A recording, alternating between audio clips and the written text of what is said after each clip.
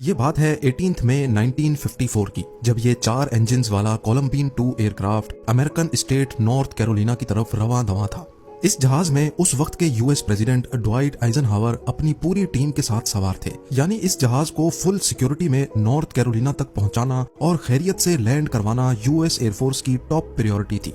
Air traffic controller के पास इस जहाज का कॉल साइन एयरफोर्स 8610 के नाम से रजिस्टर्ड था, लेकिन ऐन उस टाइम पर जब जहाज की लैंडिंग का वक्त करीब आया तो एक मसला पेश आ गया। मसला ये हुआ कि एक कमर्शियल प्लेन ने रडार में एंट्री मारी और एयर ट्रैफिक कंट्रोलर को पूरी तरह से कंफ्यूज कर दिया, क्योंकि उसका भी कॉल साइन फ्लाइट 8610 ही था और वो प्लेन भी सेम उसी मॉडल का था जिसमें यूएस प्रेसिडेंट सवार थे।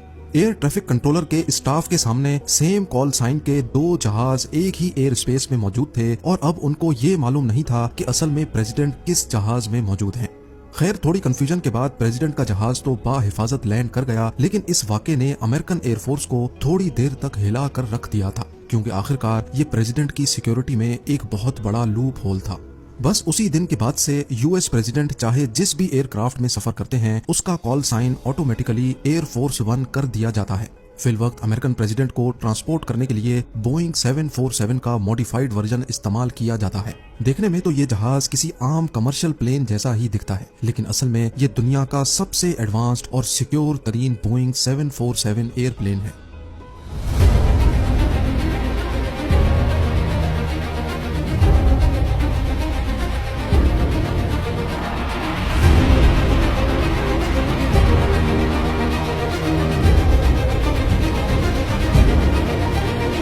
नाज़रीन, 6 स्टोरी बिल्डिंग जितना ऊंचा और न्यूक्लियर एक्सप्लोजन को भी बर्दाश्त करने वाले इस जहाज को सिर्फ 1 घंटा इस्तेमाल करने के $2,20,000 लगते हैं। यानी अगर लोकल करेंसी में बात की जाए तो तकरीबन ये अमाउंट 17 करोड़ बनता है, और वो भी सिर्फ 1 घंटे का।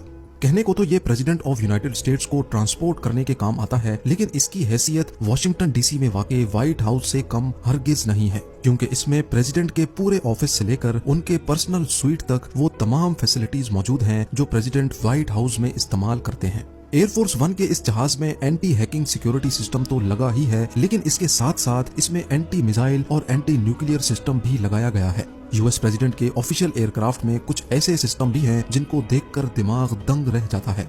आइए जानते हैं एयरफोर्स 1 के इन एक्स्ट्रा ऑर्डिनरी फीचर्स के बारे में। नॉर्मल हालात में तो तमाम एयरलाइंस स्मूथली ऑपरेट कर सकती हैं, लेकिन ये सारे स्मूथ ऑपरेशंस न्यूक्लियर वॉर के दौरान ढेर हो जाते हैं, क्योंकि फ्लाइट के दौरान अगर न्यूक्लियर बॉम्ब डेटोनेट किया गया तो उसकी रेडिएशन हजारों फीट आसमान में उड़ने वाले एयरप्लेन को बुरी तरह से डैमेज कर सकती है।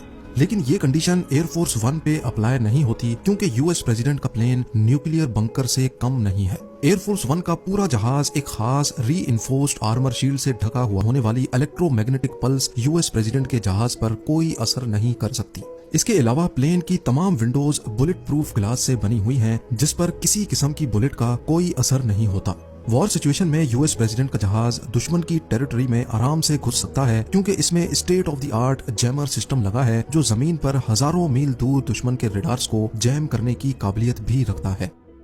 जिस तरह दुनिया के ताकतवर लोगों को जान का खतरा रहता है, इसी तरह ये खतरा यूएस प्रेसिडेंट के लिए मजीद बढ़ जाता है जब वो बाय एयर ट्रेवल कर रहे हों।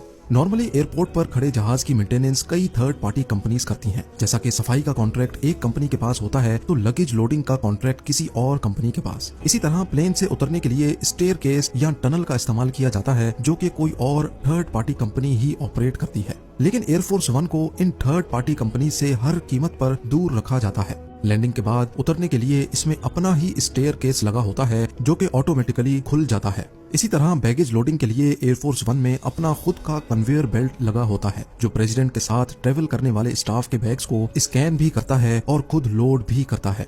नॉर्मल कमर्शियल प्लेन्स की तरह एयरफोर्स 1 भी जब इस्तेमाल नहीं होता तो इसको हैंगर में पार्क कर दिया जाता है, लेकिन ये किसी एयरपोर्ट पर नहीं बल्कि इसको वॉशिंगटन डीसी के बाहर एंड्रयूज एयरफोर्स बेस पे सख्त सिक्योरिटी में पार्क किया जाता है। एयरफोर्स की ही एक टीम इसकी मेंटेनेंस करती है और जहाज को शॉर्ट नोटिस पे दोबारा उड़ान भरने के लिए हर वक्त रेडी रखती है।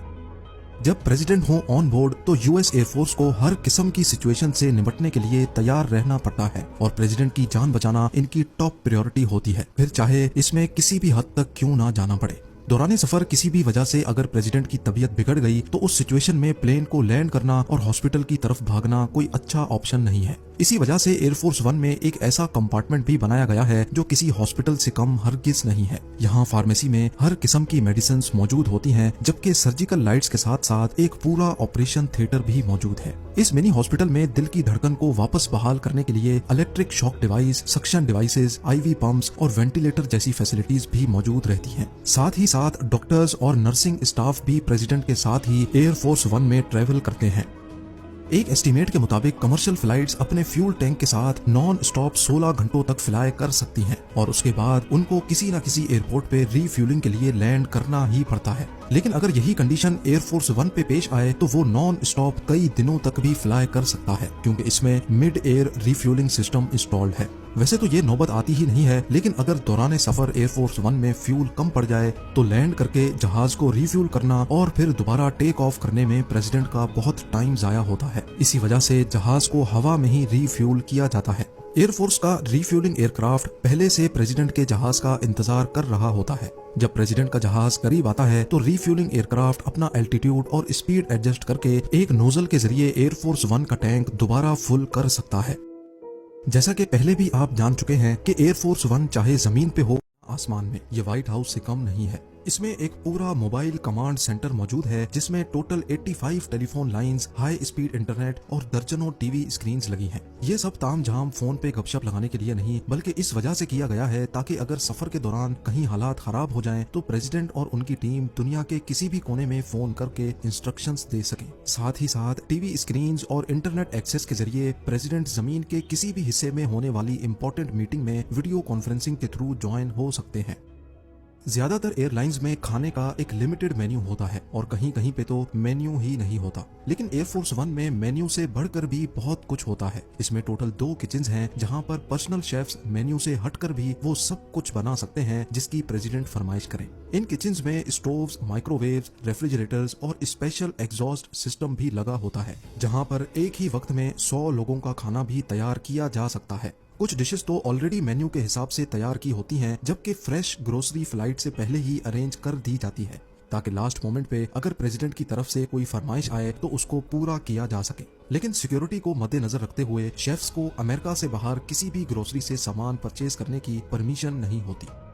प्रेसिडेंट का एयरफोर्स वन एक ऐसा काम भी कर सकता है जिसको बाकी तमाम कमर्शियल प्लेन्स नहीं कर सकते। जहां कमर्शियल प्लेन्स 30,000 फीट की बुलंदी पे फ्लाई करते हैं, वहीं प्रेसिडेंट की सेफ्टी और सिक्योरिटी के लिए एयरफोर्स वन 45,100 फीट के एल्टीट्यूड पे फ्लाई करता है। इसके साथ साथ commercial planes basically profit generate करने के लिए ऑपरेट करते हैं। एक जगह से दूसरी जगह शॉर्टेस्ट पाथ में जाकर कम से कम फ्यूल में डेस्टिनेशन तक पहुंचना ही इनका मेन गोल होता है। लेकिन एयरफोर्स वन जहां दूसरी कमर्शियल फ्लाइट से 15,000 फीट ऊपर फ्लाई करता है, वहीं इसको शॉर्टेस्ट रूट की परवाह नहीं होती, बल्कि पायलट की कोशिश होती है कि दूसरे कमर्शियल प्लेन से जितना दूर होकर फ्लाई किया जाए उतना ही अच्छा है। यूएस प्रेसिडेंट के प्लेन को हमेशा एक और प्लेन भी फॉलो करता है, बोइंग E-4B नाइट वॉच, जिसको द डूम्सडे प्लेन भी कहा जाता है, और ये तब तक हवा में होता है जब तक एयरफोर्स वन लैंड नहीं कर जाता। अगर प्रेसिडेंट के ऑन बोर्ड होने के दौरान ही जमीन पर न्यूक्लियर वॉर हो जाए और यूएस मिलिट्री का सारा कम्युनिकेशन सेटअप तबाह हो जाए तो इस सिचुएशन में E-4B नाइट वॉच कम्युनिकेशन का सेंटर बन जाता है। डूम्सडे प्लेन में मिलिट्री एनालिस्ट मौजूद होते हैं जो फ्लाइट के दौरान ही ग्राउंड पर मिलिट्री ऑपरेशंस कंडक्ट करते हैं। इलेक्ट्रोमैग्नेटिक पल्स के साथ साथ इसमें एंटी न्यूक्लियर सिस्टम भी लगा है और ये सरफेस टू एयर मिसाइल्स और एंटी एयरक्राफ्ट मिसाइल्स को भी धोखा देने की काबिलियत रखता है। यानी ये कहा जाए कि एयरफोर्स वन के पीछे एक पूरा मिलिट्री हेडक्वार्टर होता है तो ये भी गलत नहीं होगा। और आखिर में आपको ये भी बताते चलें कि प्रेसिडेंट का एयरफोर्स वन सिर्फ एक जहाज नहीं बल्कि ये 2 एक जैसे जहाज हैं। इन दोनों जहाजों का इंटीरियर और एक्सटीरियर हूबहू सेम है। ऐसा इस वजह से किया गया है ताकि अगर कोई एक प्लेन मेंटेनेंस की वजह से डाउन हो तो प्रेसिडेंट को दूसरे जहाज में भेजा जा सके। लेकिन इन दोनों प्लेन्स का एक और रीजन भी है और वो है सिक्योरिटी। प्रेसिडेंट कौन से एयरफोर्स वन में ट्रेवल करेंगे ये लास्ट मोमेंट तक किसी को भी मालूम नहीं होता, हत्ता कि यूएस एयरफोर्स के कई ऑफिशियल्स को भी नहीं।